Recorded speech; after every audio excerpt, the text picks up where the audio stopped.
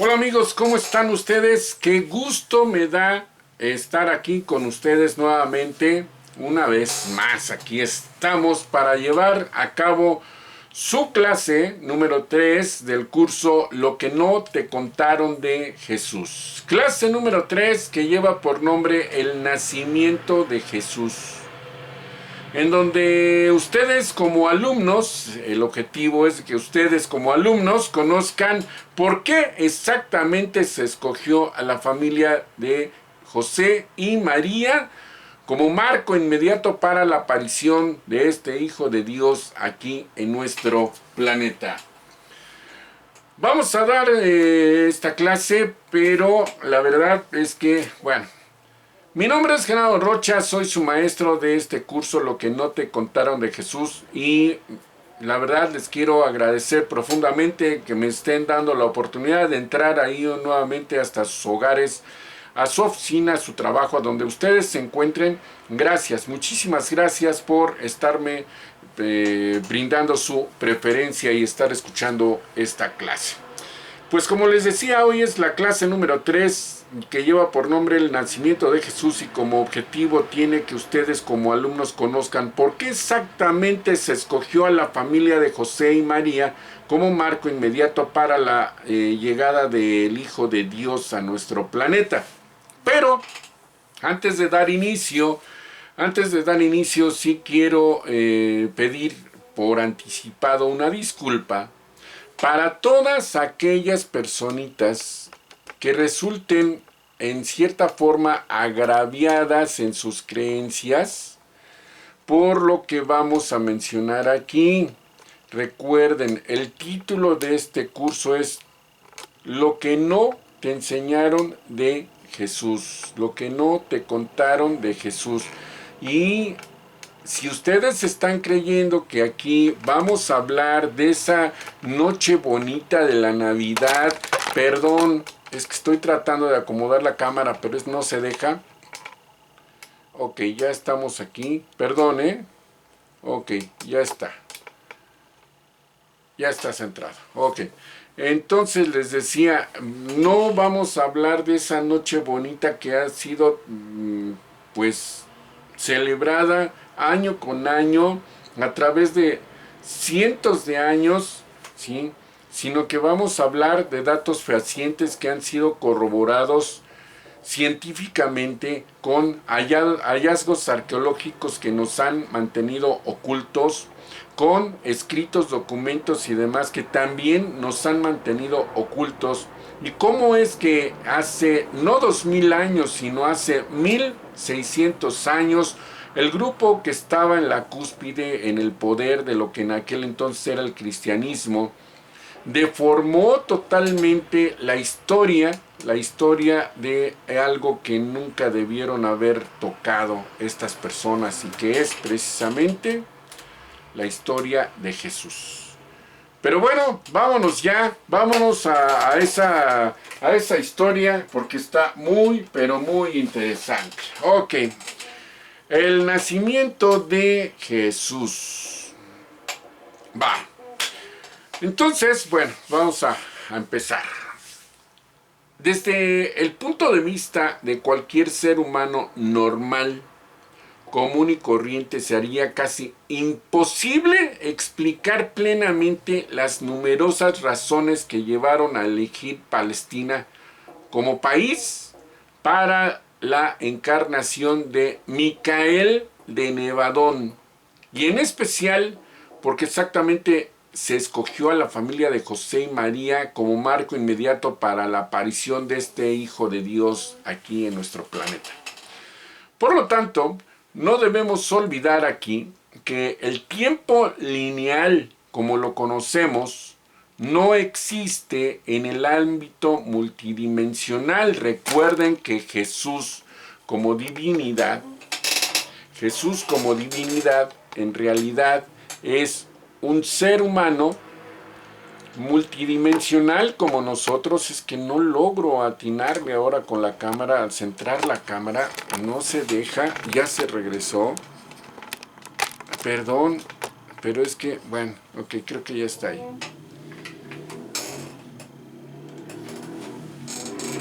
ya está centrado. Ok, gracias. Perdonen. Entonces les decía que por qué exactamente se escogió a la familia de José y María como marco familiar inmediato para la aparición del Hijo de Dios en nuestro planeta. Entonces, por lo tanto, no debemos olvidar que el tiempo lineal, como lo conocemos, no existe en el ámbito multidimensional, recordando que Jesús es multidimensional, que nosotros somos multidimensionales, pero pues más Él. Él no pertenece a la tercera dimensión como pertenecemos nosotros en cuerpo.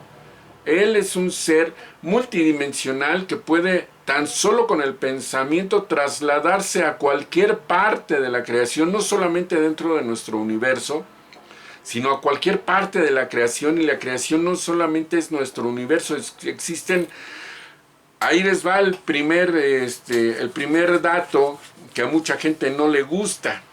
No existe solamente nuestro universo, existen millones de universos en donde en cada uno de esos universos que son muy parecidos al nuestro, existe un administrador o hijo creador, ¿sí?, que lleva por nombre Micael. Y en el caso de nuestro universo es Micael de Nevadón, porque nuestro universo se llama Nevadón. Ese es el verdadero nombre que tiene nuestro universo a nivel cósmico, a nivel de la creación. Entonces, lo que nosotros estamos empezando a explicar en este momento es acerca de quién es el verdadero creador de este universo, y que es Micael de Nevadón, que nosotros vamos a conocer aquí como Yoshua ben Yosef, que es Jesús. De hecho, después de estudiar un informe especial sobre el estado de los mundos aislados, preparado por una orden de sacerdotes llamados Melquisedec, que son los sacerdotes, los verdaderos sacerdotes del Señor, con el asesoramiento del arcángel Gabriel, Micael, o sea, Yoshua ben Yosef, o sea, Jesús, escogió finalmente nuestro planeta para efectuar su última encarnación, y fue bajo condiciones muy especiales. Después de esta decisión, Gabriel Arcángel visitó personalmente nuestro planeta, y como resultado de su estudio de los grupos humanos y de su examen de las características espirituales, intelectuales, raciales y geográficas del mundo y de sus pueblos, decidió que los hebreos poseían aquellas ventajas relativas que justificaban su elección como raza para esta encarnación. Entonces, cuando Micael aprobó esta decisión, Gabriel nombró y envió a Urantia a un grupo que se hace llamar Comisión Familiar de los 12, escogida entre las órdenes más elevadas de personalidades de nuestro universo, con el encargo específico de investigar la vida familiar judía. Cuando esta comisión finalizó su tarea, Gabriel se encontraba aquí en nuestro planeta y recibió el informe que designaba a 3 posibles parejas que, en opinión de la comisión, eran igualmente favorables como familias para esta encarnación, para la encarnación de Micael, y que se tenía como proyecto. Ok. De las 3 parejas designadas, Gabriel escogió personalmente a José y a María, y posteriormente se apareció en persona a María y le dio la grata noticia de que había sido elegida para ser la madre terrestre del Hijo de Dios. Bueno, entonces,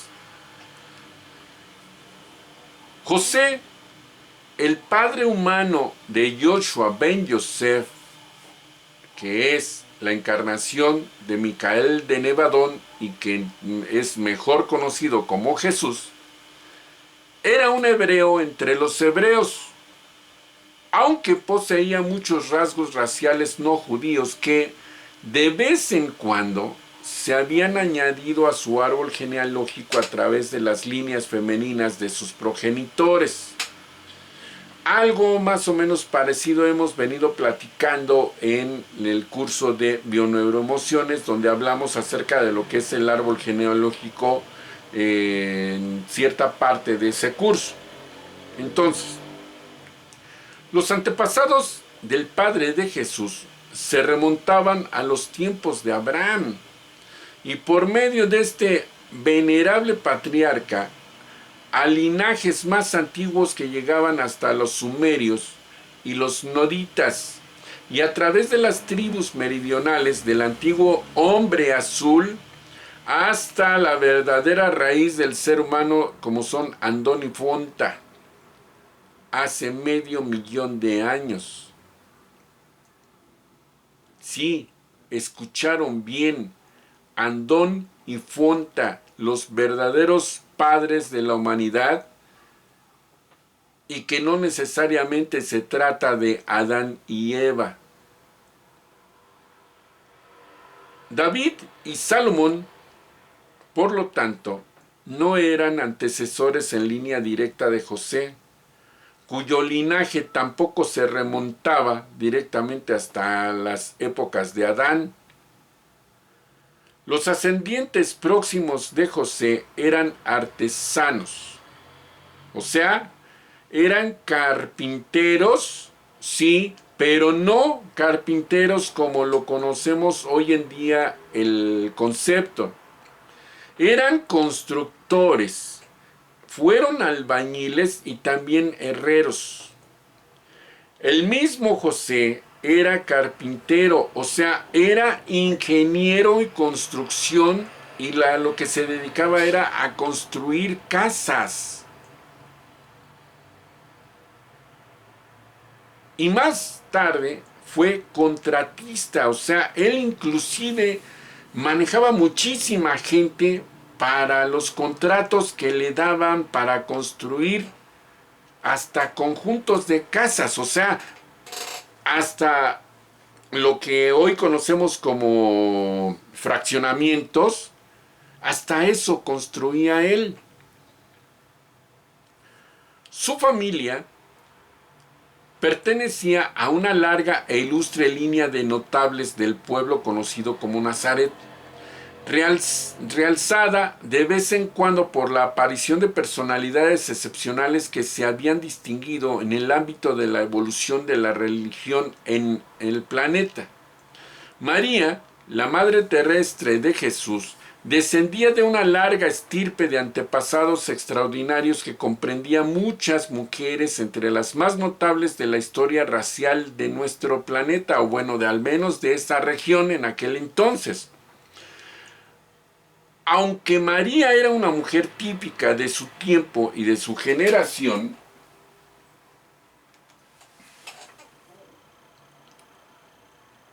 con un temperamento bastante normal, contaba entre sus antecesores a mujeres tan ilustres como Anón, Tamar, Ruth, la del libro de Ruth que eliminaron de la Biblia también, Betsabé, Ansie, Cloa, Eva, Enta y Rata, que son personajes que han estado en la Biblia y que tuvieron o que están en la Biblia y que tuvieron mucho que ver en el linaje que se fue formando para que apareciera María. Pues bien, ninguna mujer judía de la época poseía un linaje como el de ella, que tuviera en común a unos progenitores más ilustres o que se remontara a unos orígenes más prometedores.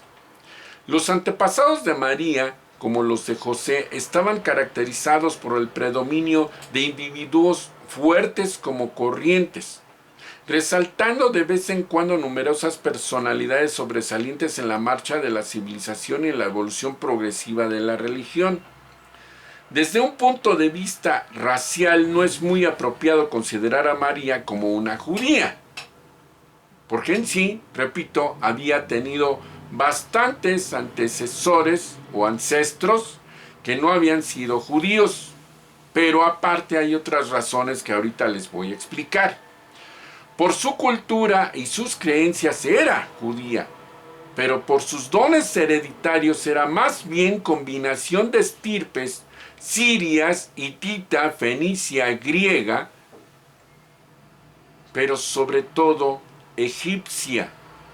Su herencia racial era más heterogénea que la de José, porque la herencia verdadera no era el linaje de José, sino el de María. Una vez que los problemas derivados de la casi ruptura del proyecto de la humanidad de nuestro planeta por la rebelión de Lucifer se reequilibraron con el programa especial de regeneración del ADN humano.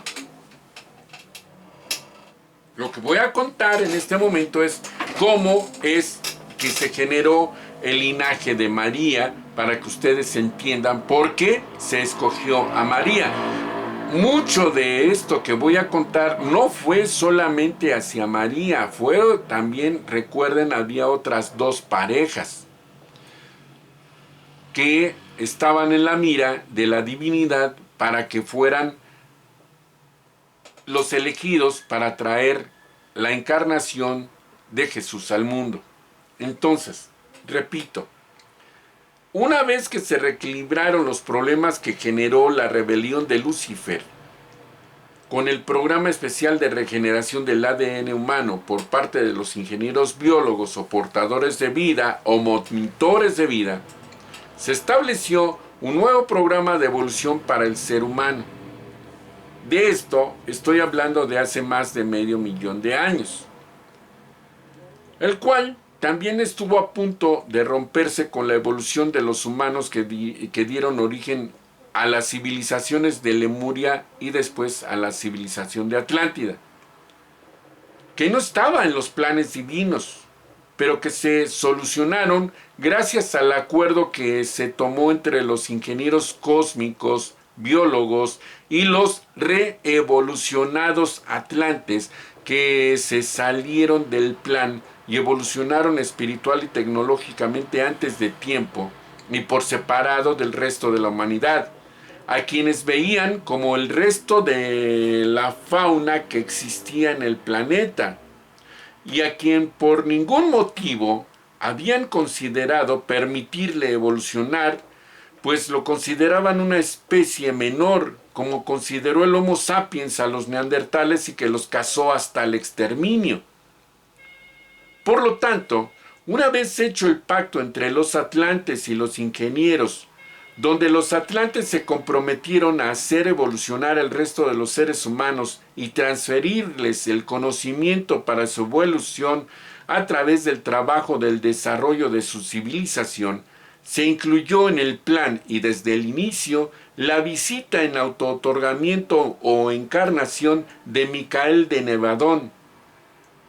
Cabe destacar que por parte de los atlantes, quien firmó el acuerdo, el pacto, fue, ¿quién creen?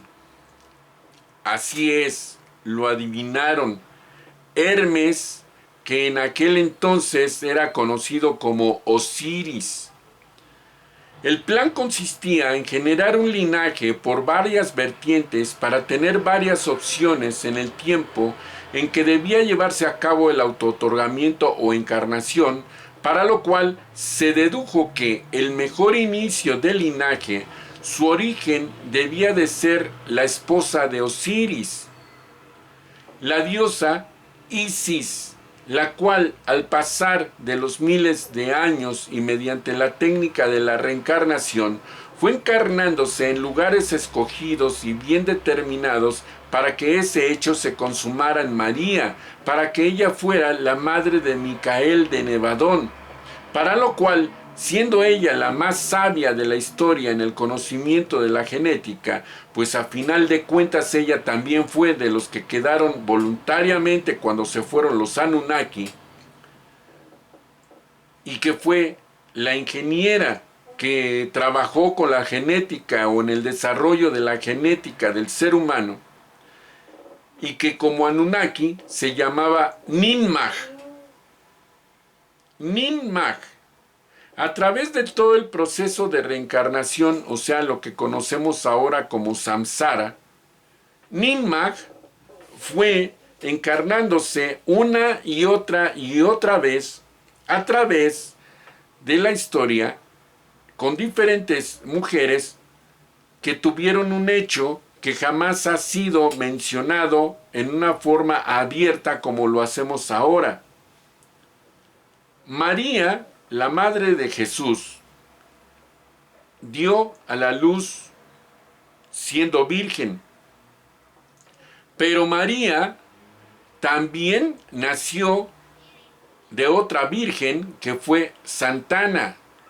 Y Santa Ana también nació de una mujer virgen, y así sucesivamente. La investigación desgraciadamente no llega más allá de Santa Ana, ¿sí?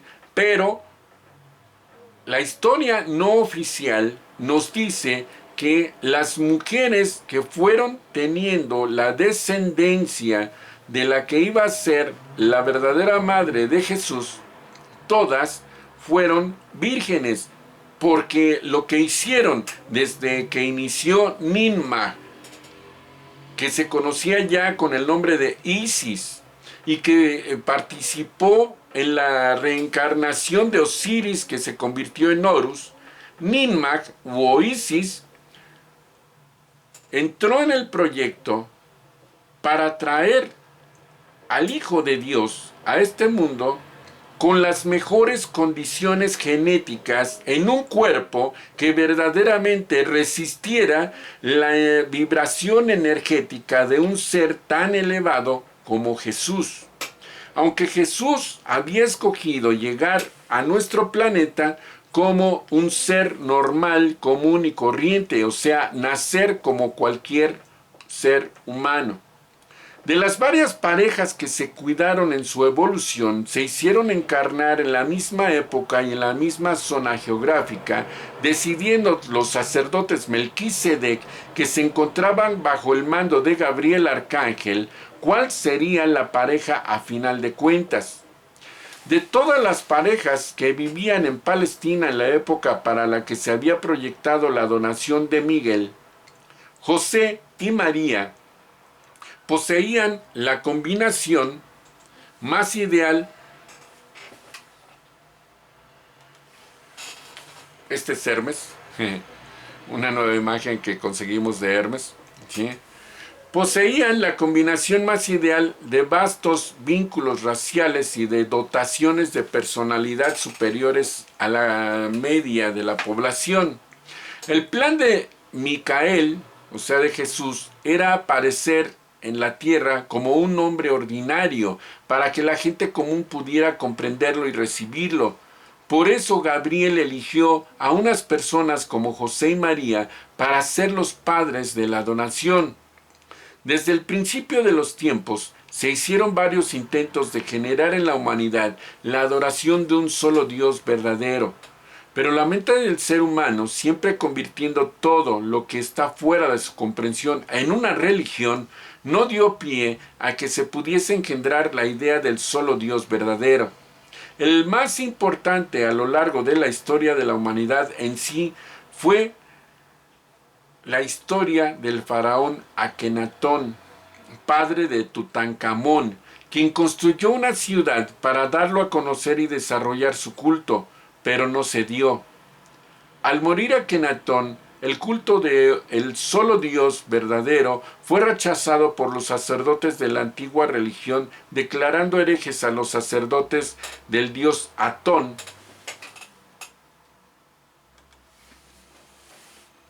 Ahí están los sacerdotes del dios Atón, y perseguidos para que no pudiesen volver a dar a conocer dicha herejía. Como lo hemos comentado en varias ocasiones, estos sacerdotes se hicieron perdedizos entre los esclavos judíos y ahí se quedaron, pero no dejaron de creer en su Dios. Al paso del tiempo y empatando sus creencias con las de los judíos, se unieron pero nunca se convirtieron verdaderamente en judíos y se hicieron llamar gnósticos.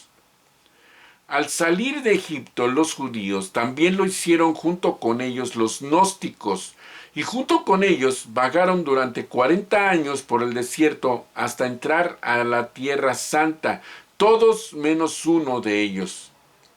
Moisés, por no ser judío verdadero,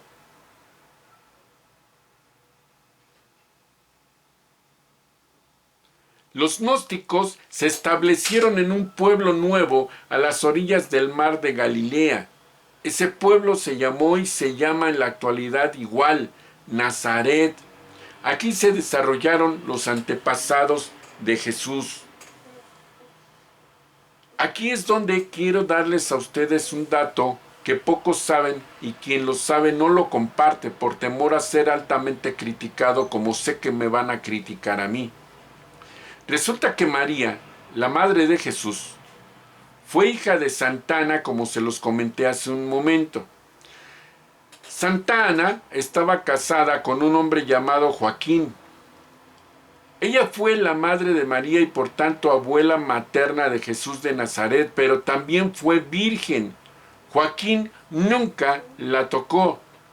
En la infancia temprana, María fue consagrada al templo de Jerusalén, pasando su infancia en el templo estudiando y desarrollándose como si fuera a ser sacerdote. Como si ser sacerdote fuera su objetivo, cosa que en el judaísmo no se da por nada. Aquí les va otro dato. Su gran maestro fue Caifás, el sumo sacerdote en tiempos de la obra de Jesús. Él, Caifás, sí, fue enterado de quién sería María, quién sería su hijo y cuál sería su papel. De ahí lo aferrado que fue como jefe del Sanedrín.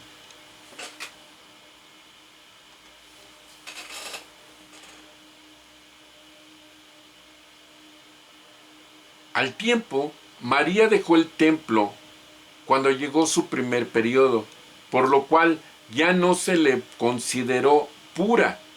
Mas, sin embargo, Caifás jamás la perdió de vista. Siempre la mantuvo vigilada. Fíjense bien cómo lo cuenta el Evangelio apócrifo del mismo Mateo.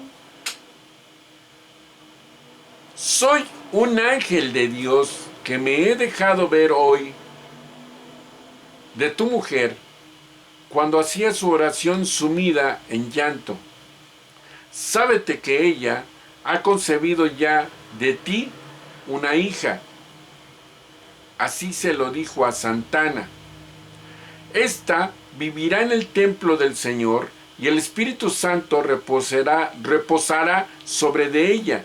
Su dicha será mayor que la de todas las mujeres santas. Tan es así que nadie podrá decir en los tiempos pasados hubo alguna semejante a ella, y ni siquiera habrá una en el futuro que pueda comparársele.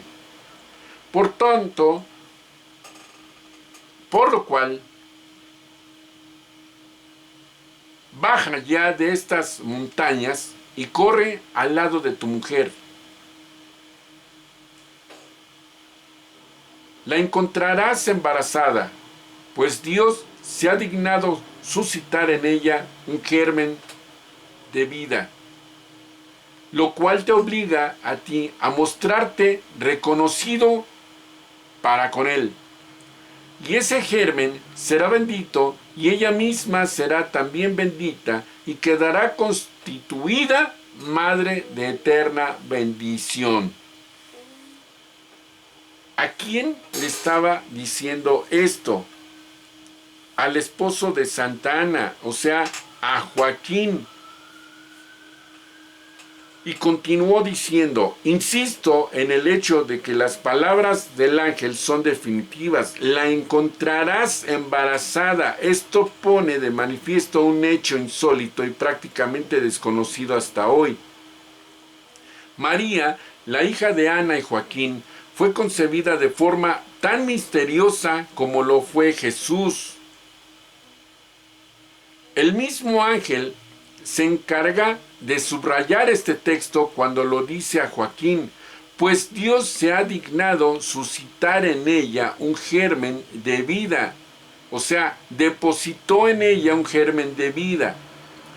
La obra del Espíritu Santo aparece igualmente clara en la concepción de María, tal y como ocurriría años más tarde en la de Jesús de Nazaret. En el fondo, y si analizamos el evento con objetividad, no podía ser de otra forma.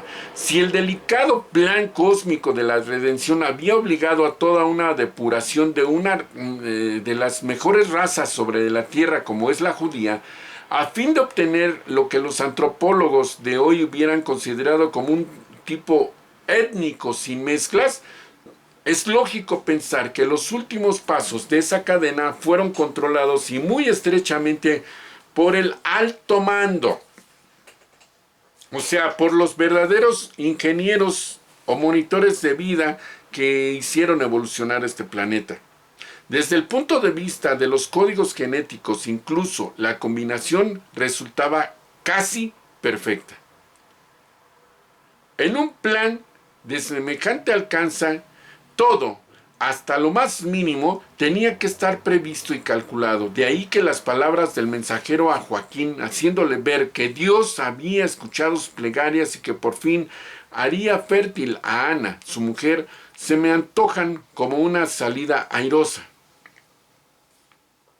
Tampoco era cuestión de explicar al voluntarioso Joaquín, pero sin duda primitivo, los pormenores de la redención del género humano.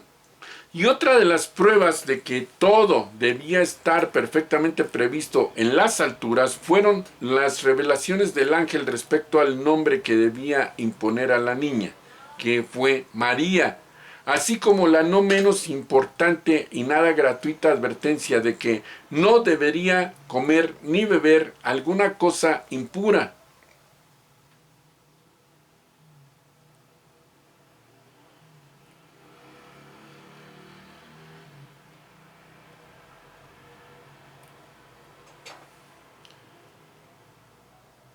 Ahora bien,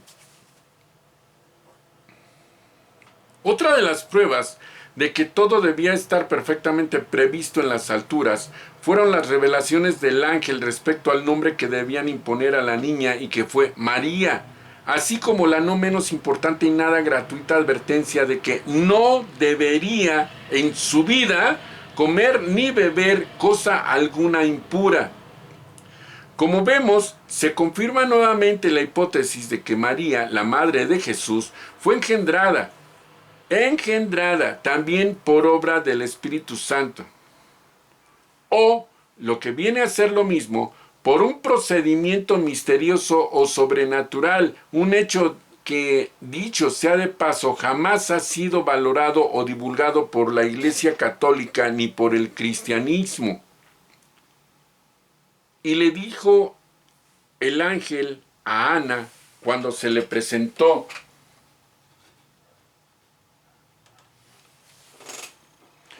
no tengas miedo, Ana, ni creas que es un fantasma lo que tienes a tu vista.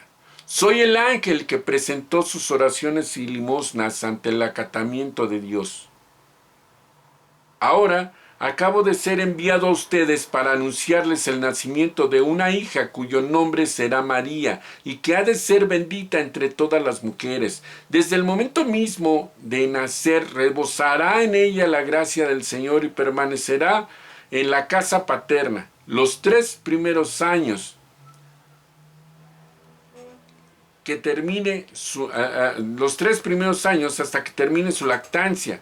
Después vivirá consagrada al servicio de Dios y no abandonará el templo hasta que llegue el tiempo de la discreción. ¿A qué le llaman el tiempo de la discreción? Hasta que le empiece a bajar su primer periodo. Allí permanecerá sirviendo a Dios con ayunos y oraciones de noche y de día, absteniéndose de toda cosa impura. Jamás conocerá varón, sino que ella sola, sin previo,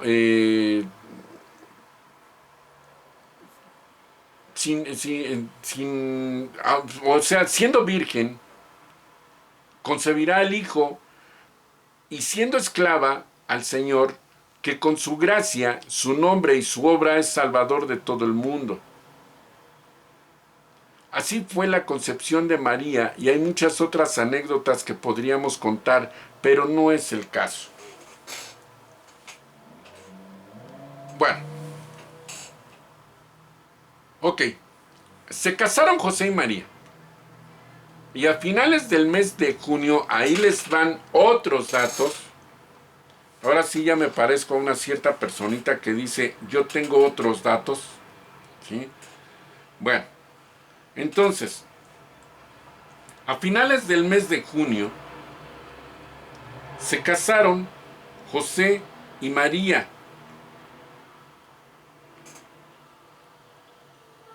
En el año 8 antes de Jesucristo. Este es otro dato que viene a romper totalmente con las creencias que teníamos de que Jesús nació en el año 0. Pero no fue así. Jesús nació realmente 8 años antes. O sea, unos 3 meses después de que se casaron José y María, Gabriel se apareció a Isabel. O sea, el arcángel Gabriel se le apareció a Isabel.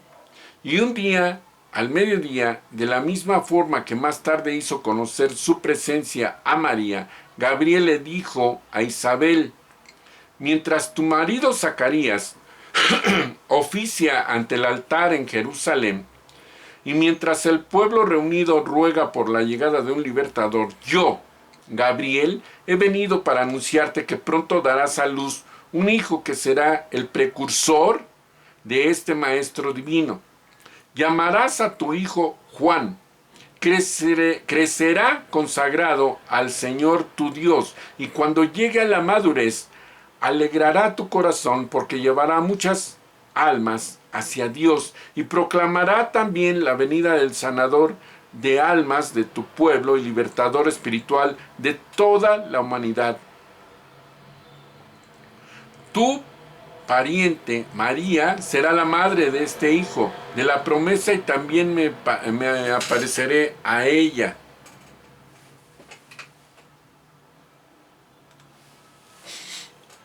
Esta visión asustó mucho a Isabel. Después de la partida del arcángel Gabriel, le dio muchas vueltas a esta experiencia en su cabeza, reflexionando largamente las palabras del majestuoso visitante, pero no habló de esta revelación a nadie, salvo a su marido, hasta que conversó posteriormente con María a principios de febrero del siguiente año, o sea, del año 7 antes de Cristo. Gabriel se apareció a María hacia mediados de noviembre del año 8 antes de Jesucristo. Y decía, mientras ella estaba trabajando en su casa de Nazaret, más adelante, cuando María supo sin lugar a dudas que iba a ser madre, persuadió a José para que la dejara ir a la ciudad de Judá, a 7 kilómetros de distancia, en las colinas del oeste de Jerusalén, para visitar a Isabel. Gabriel había informado a cada una de estas futuras madres y de su aparición a la otra. Naturalmente, estaban impacientes por encontrarse, comparar sus experiencias y hablar del futuro probable de sus hijos. María permaneció 3 semanas con su prima lejana.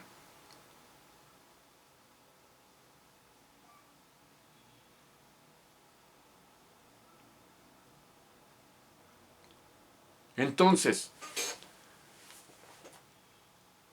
María, en la visión de Gabriel, de manera que ésta regresó a su hogar más plenamente dedicada a la misión de ser la madre del hijo del destino,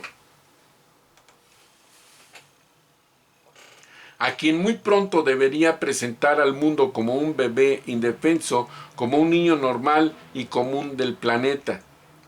Juan nació en la ciudad de Judá el 25 de marzo del año 7 antes de Jesucristo. Zacarías e Isabel sintieron una gran alegría con la llegada de su hijo, como Gabriel había prometido.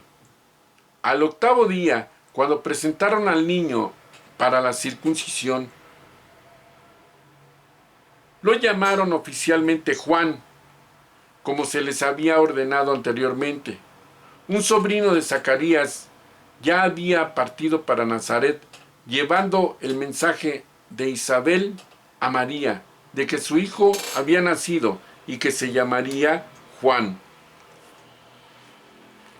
Cierta tarde, al ponerse el sol, antes de que José hubiera regresado al hogar, Gabriel se apareció a María, al lado de una mesa baja de piedra.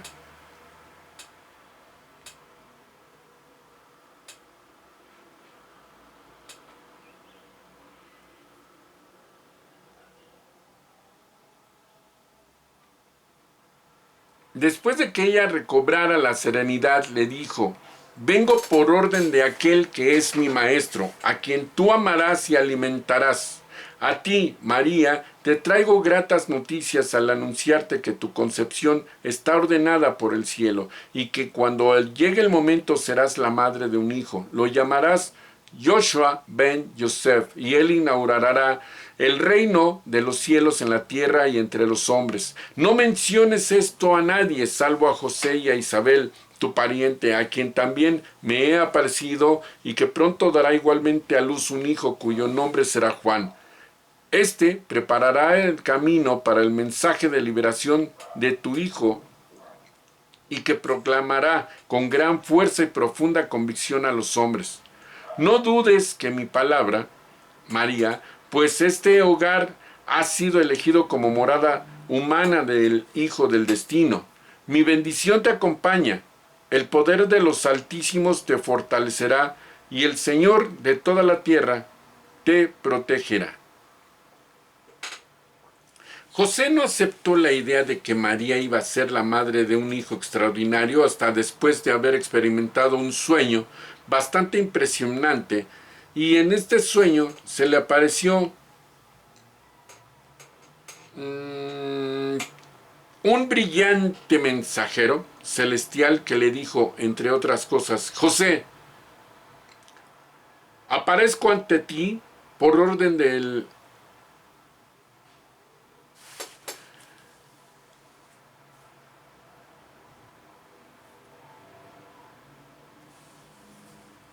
aquel que ahora reina en las alturas.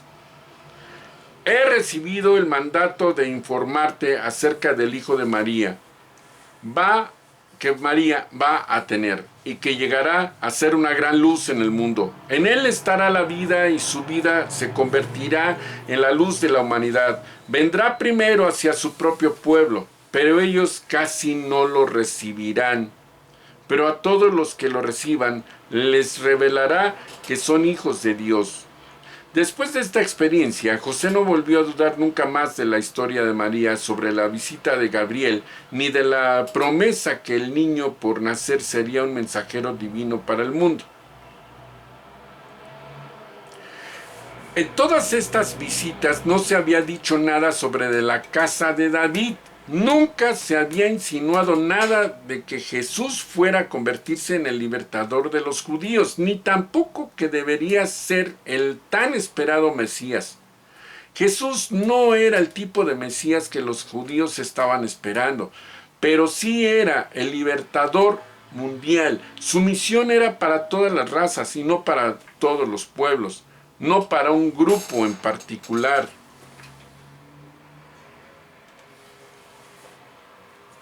Cierta tarde, al ponerse el sol,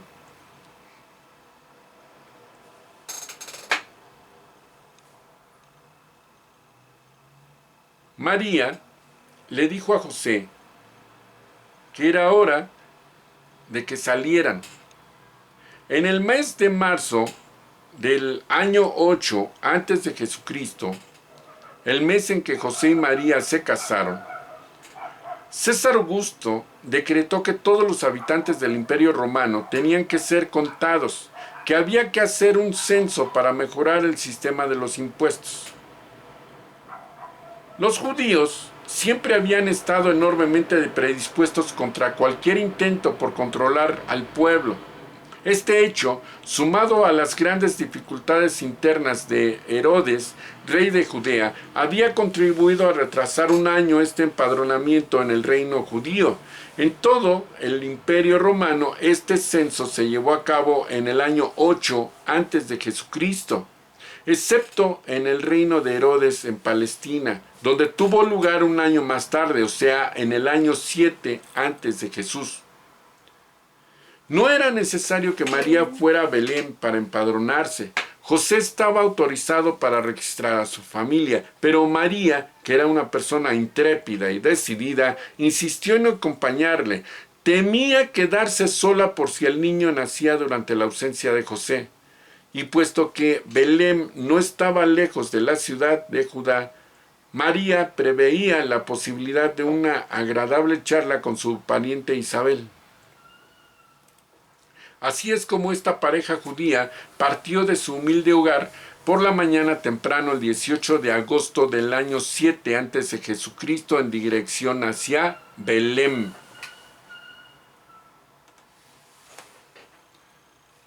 A primeras horas de la radiante mañana del 19 de agosto, José y María se pusieron de nuevo en camino. Tomaron su comida del mediodía al pie del monte Sartaba, que domina el valle del Jordán, y continuaron su viaje llegando por la noche a Jericó.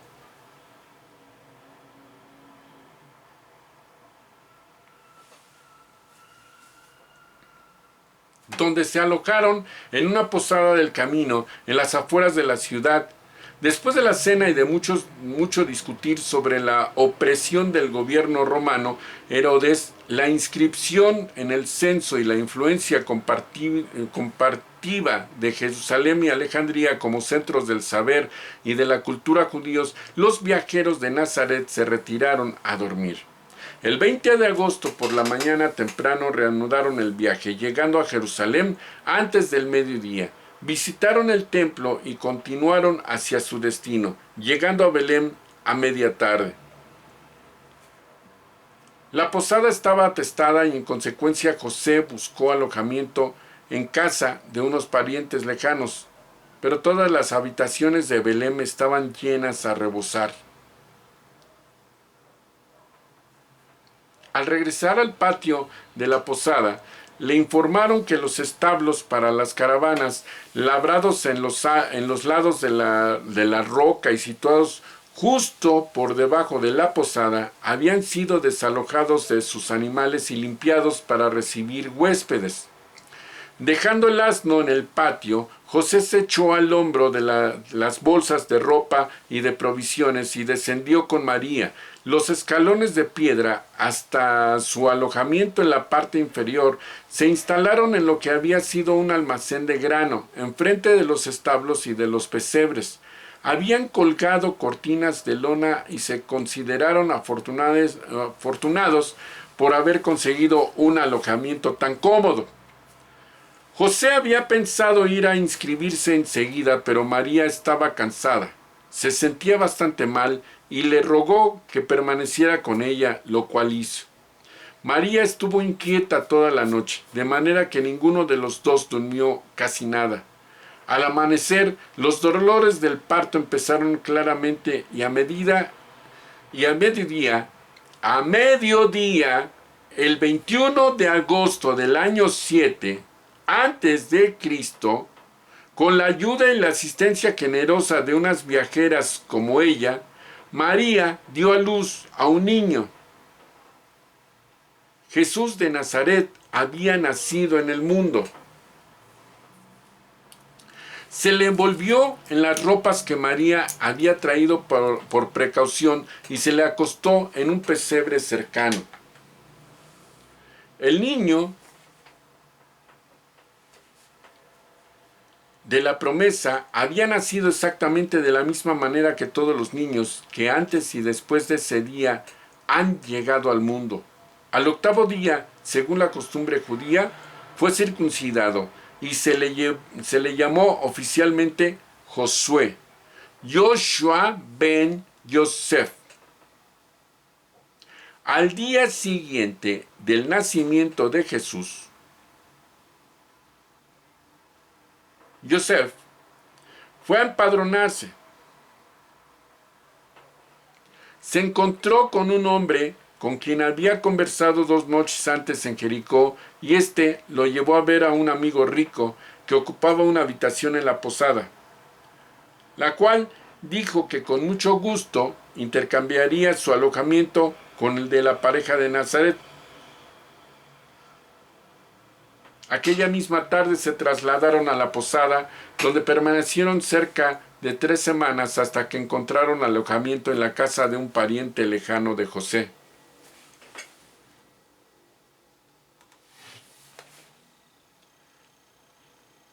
Al segundo día del nacimiento de Jesús, María envió un mensaje a Isabel indicándole que su hijo había nacido, y ésta le contestó enviando a José a que subiera a Jerusalén para hablar con Zacarías acerca de todos sus asuntos. A la semana siguiente, José fue a Jerusalén para conversar con Zacarías. Tanto Zacarías como Isabel habían llegado al sincero convencimiento de que Jesús estaba destinado a ser en verdad el libertador de los judíos, el Mesías, y que su hijo Juan sería el jefe de sus ayudantes, el brazo derecho de su destino.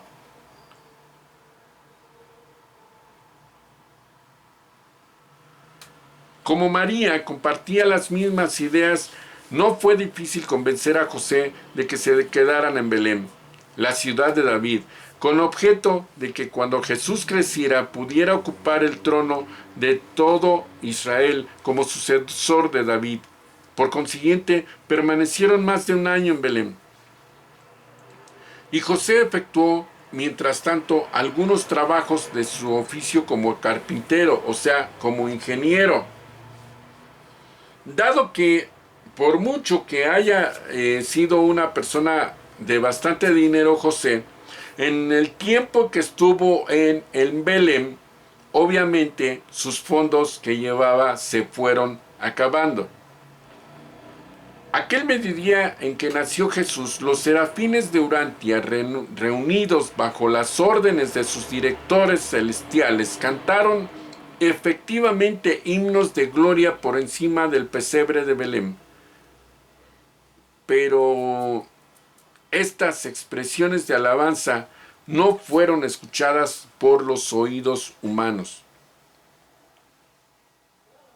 Ningún pastor u otra criatura mortal vino a rendir homenaje al niño de Belén, hasta el día en que llegaron ciertos sacerdotes de Ur que habían sido enviados por Zacarías. Hacía algún tiempo, un extraño educador religioso de su país les había dicho a estos sacerdotes de Mesopotamia que había tenido un sueño en el cual se le informaba que la luz de la vida estaba a punto de aparecer en la tierra, tal y como un niño y entre los judíos. Y así ahí se dirigieron estos 3 sacerdotes en busca de esta luz de la vida. Después de muchas semanas de búsqueda infructuosa, en Jerusalén estaban a punto de regresar a Ur cuando Zacarías se encontró con ellos y les reveló su creencia de que Jesús era el objeto de su búsqueda. Por eso los envió a Belén, donde encontrarán al niño, y dejaron sus regalos a María en su nombre terrestre.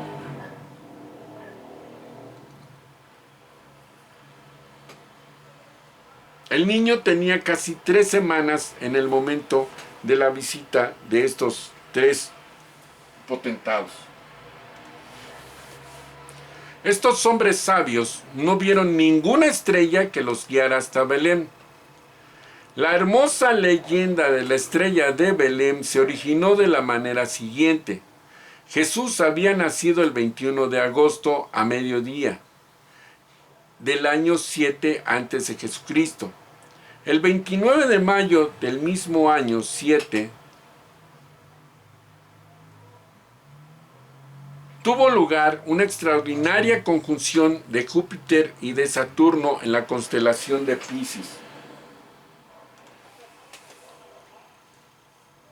Es un hecho astronómico notable que se produjeran conjunciones similares el 29 de septiembre y el 5 de diciembre del mismo año.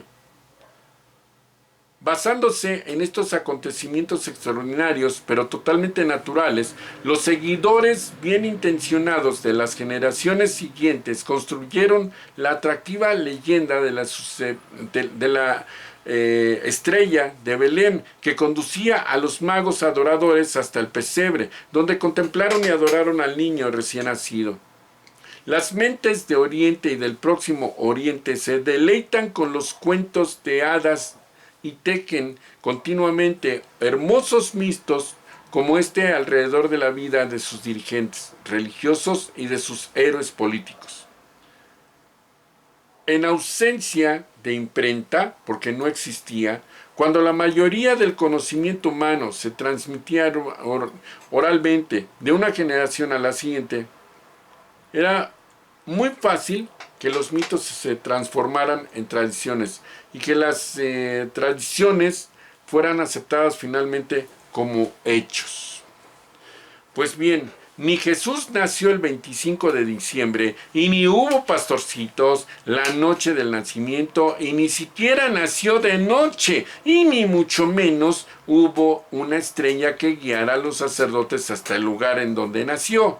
Jesús llegó al mundo como cualquier otro niño porque esa era una de las condiciones del auto-otorgamiento.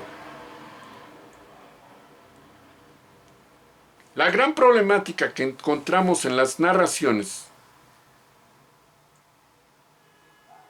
¿las recuerdan?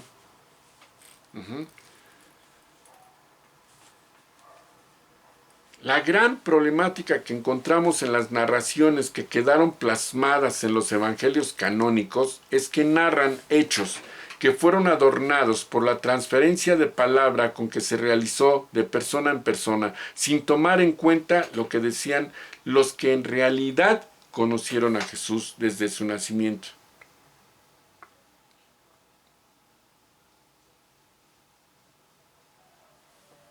Evangelios como el apócrifo del mismo Mateo, Andrés, la mismísima María, etc.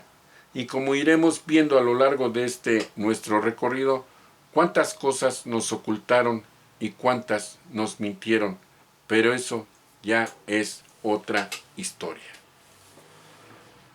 Ay, Dios mío. Bueno, en fin.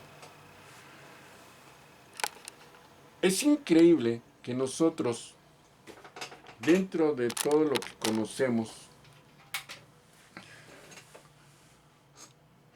no nos hayamos dado cuenta desde el inicio que todo esto que nos han dicho son fechas y hechos acomodados por gente que ni siquiera conoció a Jesús.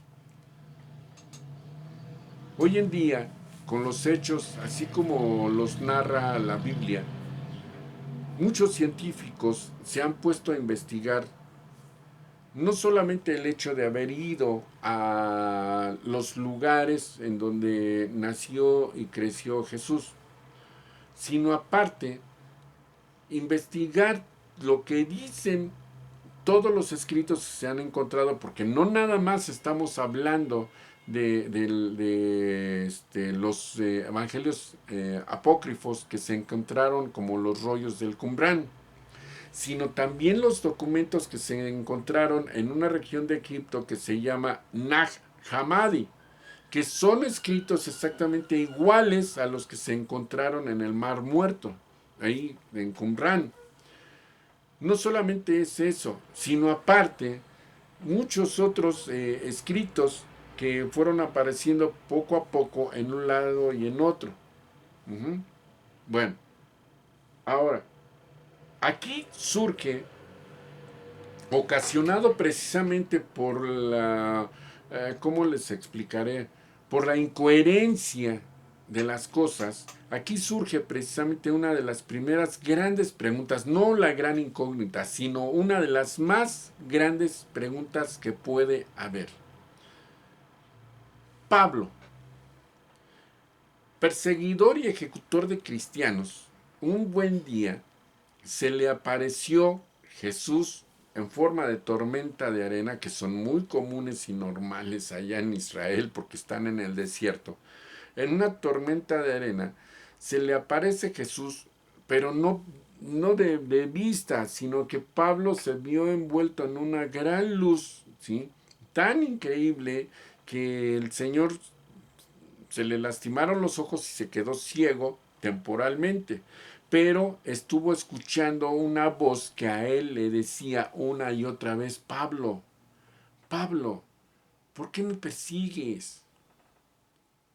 Y él preguntaba, ¿quién eres? Soy aquel al que tanto odias. Entonces ya empezaron a platicar. Esto está narrado en el libro de los Hechos de los Apóstoles. No lo estoy inventando, ahí está narrado. Entonces empezó a hablar Jesús con Pablo y le empezó a hacer ver las cosas verdaderamente como tenían que ser. Y entonces Pablo dijo, oye, discúlpame, pues entonces estaba yo perdido. Entonces, todas esas personas a las que he ejecutado, ¿qué onda? Tendrás que hacer mucho trabajo de conciencia, ¿sí? Para que se te borre todo eso. Porque recuerda que uno de los más grandes mandamientos que están ahí dice muy claramente, no matarás. Y tú ocasionaste no solamente la muerte de muchísima gente, sino que inclusive levantaste falso testimonio en contra de ellas. Entonces hay muchos mandamientos que tú violaste, ¿sí? En pos de la persecución que me estuviste haciendo. Pablo obviamente presentó arrepentimiento por haber hecho eso y entonces Jesús le dijo, no solamente es el hecho de que te arrepientas, sino que ahora te asigno esta misión. Te presentarás en la casa de Bernabé, que fue un evangelista, ¿sí? O sea, fue de los 12 evangelistas. Te presentarás en la casa de Bernabé y ahí recibirás instrucciones. Ok. Bueno, entonces, pues pasó la tormenta y resulta que Pablo estaba ciego y que no podía caminar y entonces ya sus cuates que iban con él en ese momento le dijeron, ¿qué tienes, Pablo? Pues es que estoy ciego, no puedo ver. Y entonces ya lo condujeron, pues le dijeron, pues ¿a dónde quieres que te llevemos?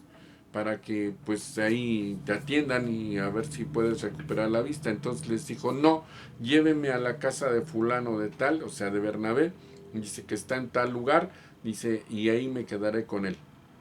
No dijo nada acerca de que Jesús se le había aparecido. Entonces sus amigos agarraron, lo llevaron y lo dejaron en la casa de Bernabé. Bueno, pero entonces aquí es donde surge la incoherencia.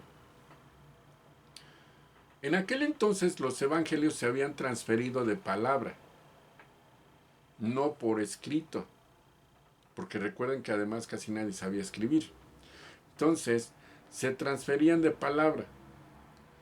Cuando llega Pablo a la casa de Bernabé, Bernabé es el que le cuenta todo lo que había hecho Jesús. Y entonces él reacciona y dice, pero entonces, ¿por qué los estoy persiguiendo? Es lo que Jesús te está preguntando, ¿por qué me persigues? Poco a poco fue recuperando la vista, pero Bernabé tenía que hacer viajes, porque pues además de ser evangelista, pues obviamente pues, él tenía que seguir trabajando, tenía que seguir con el sustento para su casa, ¿sí? Bueno, para no hacerles el cuento largo, cuando Bernabé se marchó a hacer sus actividades y que dejó a Pablo ahí en su casa, dejó a un niño con él para que lo asistiera. Y este niño resultó ser el evangelista Lucas. Lucas. Lucas, el que escribió el Evangelio según San Lucas. Bueno, pues Lucas empezó a crecer porque se quedó con Pablo, ya no estuvo como asistente de Bernabé, sino que se quedó como asistente de Pablo, y de ahí pues ya, pa. Resulta que Lucas sí sabía escribir, y entonces Pablo lo que hacía es que le dictaba lo que él iba pensando y lo que se le iba revelando. Entonces, pues Lucas se dedicó a esto. Tan es así que el Evangelio de Lucas se lo dictó Pablo a Lucas. Lucas era muy pequeño cuando Jesús trascendió, por lo tanto no conoció a Jesús. Entonces, lo que está escrito en el Evangelio de Lucas, quien lo dictó verdaderamente fue Pablo. Lucas no lo escribió porque él haya conocido a Jesús y porque él haya vivido todo lo que vivieron los demás evangelistas. A él se lo contó Pablo.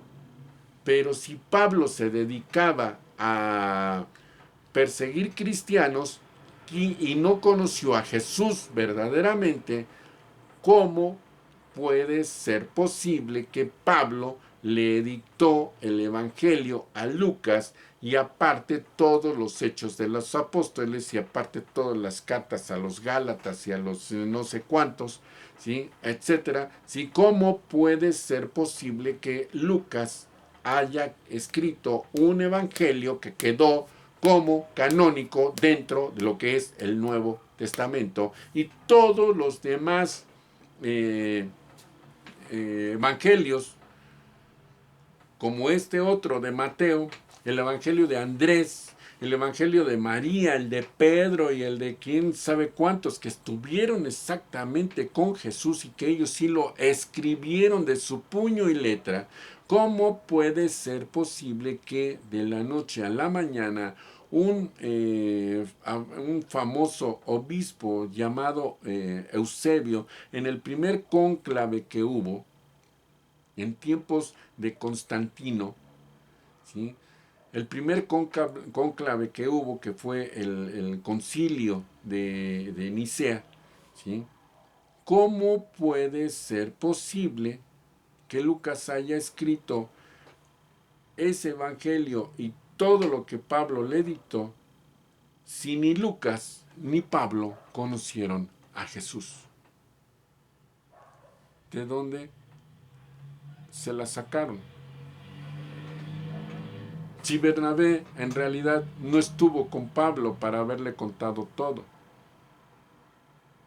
¿de dónde se sacaron este evangelio y de dónde 380 años después, en el concilio de Nicea, Eusebio, el obispo Eusebio, dijo: estos son los que sí quedan dentro del Nuevo Testamento, los demás dicen puras herejías? Por Dios, lo que escribió Pedro son herejías, lo que escribió María, lo que escribió María Magdalena, lo que escribieron, inclusive José dejó escritos, pues nada, nada. Uh-huh.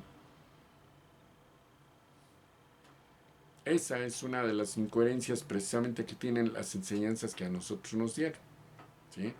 Lo que dice la tradición, y por lo tanto, cuando ustedes le preguntan, ya sea a un sacerdote dentro del catolicismo o a un pastor en cualquiera de las otras ramas de lo que es el cristianismo, siempre contestan exactamente igual: hijo, no te metas en Honduras, esos son los grandes misterios del Señor y solamente a Él corresponde esa historia. Tú dedícate única y exclusivamente a lo que dicen las escrituras que te hemos enseñado, y lo demás no es de tu incumbencia. ¿Qué más te da? Es como cuando, por ejemplo, aquí los inditos en épocas de la colonia le preguntaban a los padres: padre, ¿por qué soy tan prove? Pues porque Dios quiso que fueras pobre. Pero ¿por qué yo tengo que ser pobre? ¿Por qué no puedo ser rico como el amo? Pues porque a él le tocó ser el amo y a ti te tocó ser pobre. Pero ¿por qué él sí tiene dinero y por qué él sí tiene educación y por qué a él sí le dio todo el Señor? Porque Dios así lo quiso. Y deja de estar diciendo todo ese tipo de barbaridades porque son blasfemias. Y si no te quieres ir al infierno, deja de estar con eso y dedícate a ser pobre porque a ti te tocó ser pobre. Son el tipo de cosas incoherentes que suelen contestar los sacerdotes, no solamente los católicos, sino también los pastores en cualquiera de las otras separaciones, cismas o como le quieran llamar, que tuvo el cristianismo, ¿sí? Y pues ahí están las cosas, ¿ok? Bueno, pues seguiremos adelante con cosas muy, pero muy interesantes, porque la verdad que vamos a ver de datos como ustedes no tienen una idea, y que las fuentes son tan increíblemente conocidas que la verdad la Iglesia Católica y el cristianismo, les repito, trátese de la rama que se trate, ya no encuentran cómo tapar esta información. Por ahí cuando uno pregunta, todavía los sacerdotes dicen, cuídate de los falsos profetas. El demonio está tentando tu corazón, está desorientándote. No dejes que el demonio tome posesión de ti. No dejes que el demonio influya en ti. Si querer saber la verdad de todo es, según ellos, cometer un pecado, híjoles, entonces le estamos dando razón al hecho de que Adán y Eva en realidad fueron expulsados del paraíso, o sea, así dice, fueron expulsados del paraíso por comer el fruto del árbol, no de la vida, sino del conocimiento. Así es, el árbol del conocimiento. Bueno, pues seguiremos conociendo muchas más cosas, así es que pues les doy mi más profundo agradecimiento por haber estado con un servidor. Nos estamos viendo la próxima clase que va a estar, ya ustedes vieron ahorita qué cantidad de cosas estamos sacando, si tan solo del nacimiento de Jesús, el cambio de las fechas y todo, que a final de cuentas ni fueron el 25 de diciembre y ni mucho menos, que pues vamos a tratar de investigar a ver de dónde salió. Sabemos quién lo dijo, sí tenemos ese dato, pero pues ahora sí, como dicen ciertas personas por ahí, pues yo tengo otros datos, ¿verdad? Así es que pues vamos a ir dando a conocer esos otros datos. ¿Sale? Bueno, mi nombre es Genaro Rocha, soy su maestro de este curso de lo que no te contaron de Jesús, y les doy mi más profundo agradecimiento. Gracias, sean felices por el amor de Dios y nos vemos aquí la próxima clase. Gracias, hasta pronto. Tan tan.